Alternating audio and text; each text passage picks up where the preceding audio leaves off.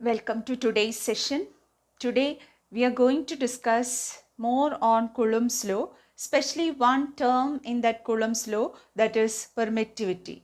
So about permittivity we'll be discussing. So we start from Coulomb's law. So according to Coulomb's law, the magnitude of force between the two charges Q1 and Q2 separated by a distance r is 1 by 4 pi epsilon 0 Q1 Q2 by r square. It is this epsilon 0 we called as absolute permittivity of free space. Absolute permittivity of free space. This is what this epsilon 0 is called, and its value also we know. Okay, now we'll discuss more on this permittivity. So what is meant by permittivity? Actually, permittivity is a measure of characteristic of a medium which decides the magnitude of force between the two charges. So the thing is this, when we change the medium between the two charges, the magnitude of force will change. Okay, so I repeat, it is actually the measure of characteristic of a medium which decides the magnitude of force between two charges.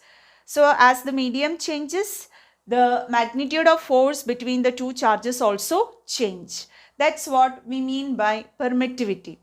So in the case of, this is the case with the free space. So we can represent that force as F naught. So F naught stands for the force between the two charges Q1 and Q2 when they are kept in free space or air or vacuum. These three terms, they are similar. That means whenever we mention vacuum, free space or air, they are similar, and we mean epsilon 0. So F0 is equal to 1 by 4 pi epsilon 0 Q1 Q2 by R square. Now suppose we keep the same charges at the same separation in some other medium, and suppose that force we represent by Fm. So Fm stands for the force between the same two charges kept at the same separation but in a different medium. In that case, we write the expression for force as, or magnitude of force as 1 by 4 pi epsilon Q1 Q2 by R square, because same charges kept at the same separation. The only difference is in this medium. So that difference we have represented with epsilon. So in the case of free space or vacuum or air, we used epsilon 0. Here we use epsilon. Okay. Now suppose we simply take the ratio F naught by Fm or F0 by Fm. So what is that ratio? Of course, Q1 Q2 by R square will get cancelled because both the terms are same in the two expressions. 1 by 4 pi also get cancelled. So when we take F0 by Fm, what we get is epsilon by epsilon 0. So we have the expression F0 by Fm is equal to epsilon by epsilon 0, where epsilon is the permittivity in some other medium and epsilon 0 is the permittivity of free space or vacuum or air. And this ratio we call as, or we represent as epsilon r, and we call it as relative permittivity.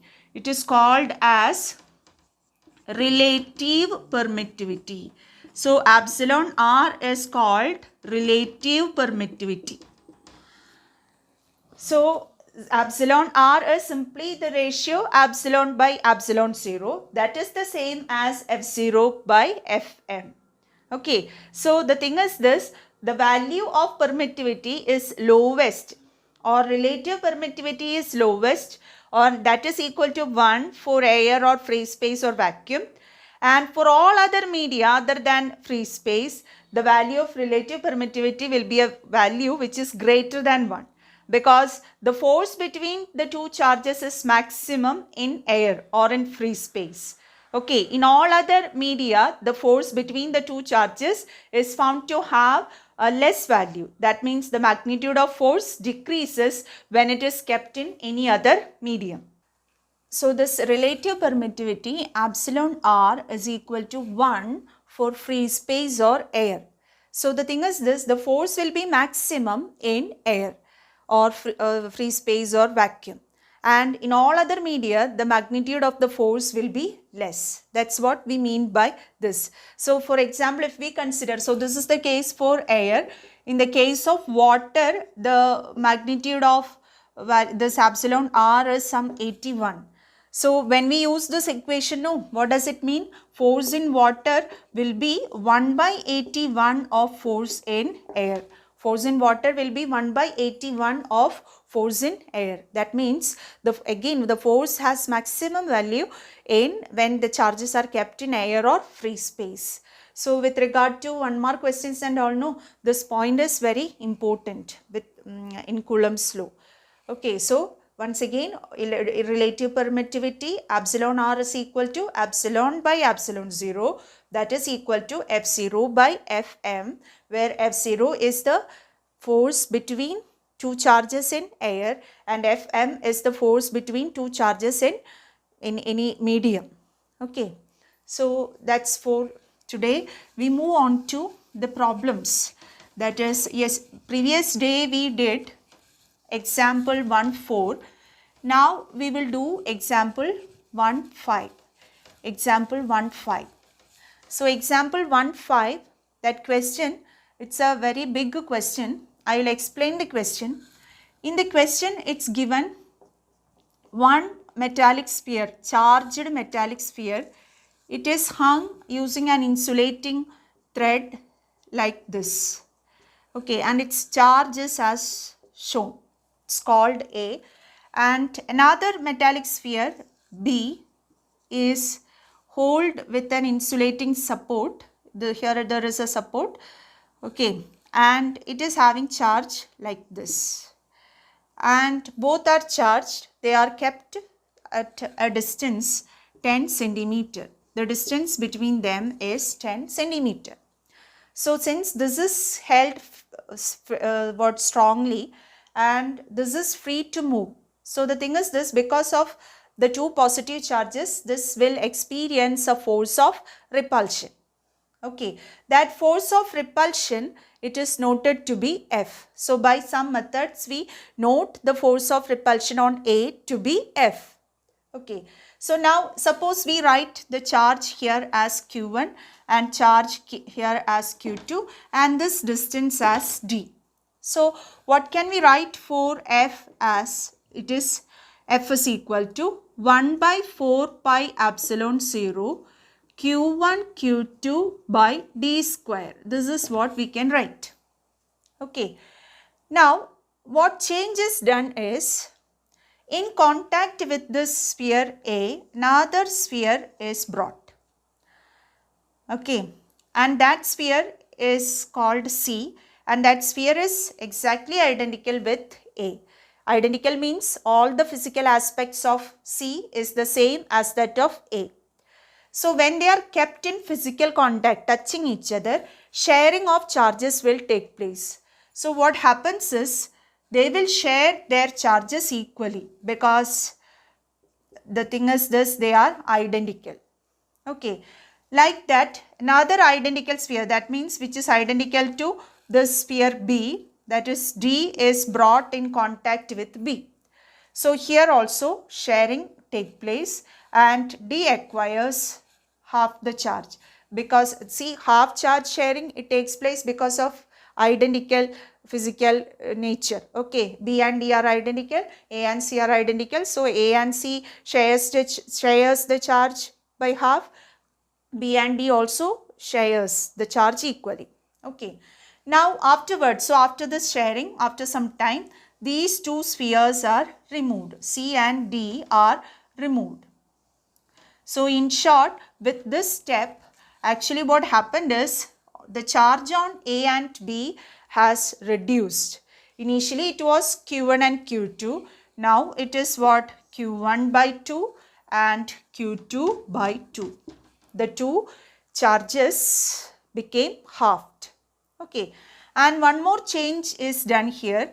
The two setups, they are brought close to each other, so that distance between them now it is 5 centimeter. Okay, so distance also is halved. That means it became d by 2. If so, what will be the force with which this A gets repelled? Here also repulsion will be there. So what will be the magnitude of that force? That's what asked. So we can write that force to be F dash. Okay, when the charge is Q1 by 2, Q2 by 2 and distance is d by 2. We will find. So that is 1 by 4 pi epsilon 0 Q1 by 2 into Q2 by 2 divided by d by 2 whole square. This part, when we simplify, we have F dash is equal to 1 by 4 pi epsilon 0 Q1 Q2 divided by 2 into 2, that 4 here, into d by 2 square means d square by 4. So this 4 and 4 get cancelled, and what we have is F dash is equal to 1 by 4 pi epsilon 0 Q1 Q2 by d square, which is the same as F, or what we got is F dash is equal to F. That means the force of repulsion on A remains the same. Okay, so even if the question is lengthy given in the question, textbook, the concept is very simple. You are asked to find the change in force when the two charges are halved and the distance also is halved. And what we got the answer is the force remains the same. Okay, so this concept is very important. Now we move on to exercise questions. Exercises 1-1. In exercise 1-1. Question is, what is the force between two small charged spheres having charges 2 into 10 raised to minus 7 coulomb and 3 into 10 raised to minus 7 coulomb placed 30 centimeter apart in air? So it's very simple, direct one. Q1 is equal to 2 into 10 raised to minus 7 coulomb and Q2 is equal to 3 into 10 raised to minus 7 coulomb, and the distance between them is 30 centimeter. Convert it into meter, so 0.3 meter. So the force between them, you can use Coulomb's law, 1 by 4 pi epsilon 0 Q1 Q2 divided by d square. So it is 9 into 10 raised to 9, 1 by 4 pi epsilon 0 into 2 into 10 raised to minus 7 into 3 into 10 raised to minus 7 whole divided by 0.3 square. So it is 9 into 10 raised to 9 into 6 into 10 raised to 14 divided by 0.09. So it becomes 9 by 0.9, it becomes 100. So 10 raised to 11. So 6 into 10 raised to 11 into 10 raised to minus 14. So it becomes 6 into 10 raised to minus 3 Newton. So that is the answer to the first question. Okay. So that question was very simple, very direct one. Now coming to the second one, that is exercises 1-2. In exercise 1-2, the electrostatic force on a small sphere of charge 0.4 microcoulomb due to another small sphere of charge minus 0.8 microcoulomb in air is 0.2 Newton. What is the distance between the two spheres and what is the force on the second sphere due to the first? So we have two questions to be answered. So first question, so Q1 is given 0.4 microcoulomb. So it is the same as 0.4 into 10 raised to minus 6 coulomb. And Q2 is minus 0.8 microcoulomb, that is minus 0.8 into 10 raised to minus 6 coulomb, because 1 microcoulomb is equal to 10 raised to minus 6 coulomb. Now distance we don't know. The force is given as 0.2 Newton. So from Coulomb's law, 1 by 4 pi epsilon 0 Q1 Q2 by d square, or d square is equal to 1 by 4 pi epsilon 0 Q1 Q2 by F. So doing substitution, we have 9 into 10 raised to 9 into 0.4 into 10 raised to minus 6 into 0.8 into 0.8 into 10 raised to minus 6 divided by 0.2. So doing the calculation, we'll have, so 0.2, 0.4 by 0.2, it is 2. So 9 into, so this I can write as 9 into 2 into 8. So I will write it as 16 into, here it becomes 10 raised to 8 into 10 raised to minus 12 divided by that 0.2 we have cancelled here. Okay, so it becomes 9 into 16 into 10 raised to minus 4. So D is equal to root of 9 into 16 into 10 raised to minus 4, that is 3 into 4 into 10 raised to minus 2. So the answer is 12 into 10 raised to minus 2 meter. So the separation between the two charges is 12 into 10 raised to minus 2 meter. Okay. Now second part of the question is, what is the force on second charge due to first? Force on second charge due to first will be the same, because both the force between the two charges 1 by 4 pi epsilon 0 q1 q2 by d square is the same. The only difference is in direction. So in this question we are not concerned with the direction, only magnitude is asked. So the answer is 0.2 Newton.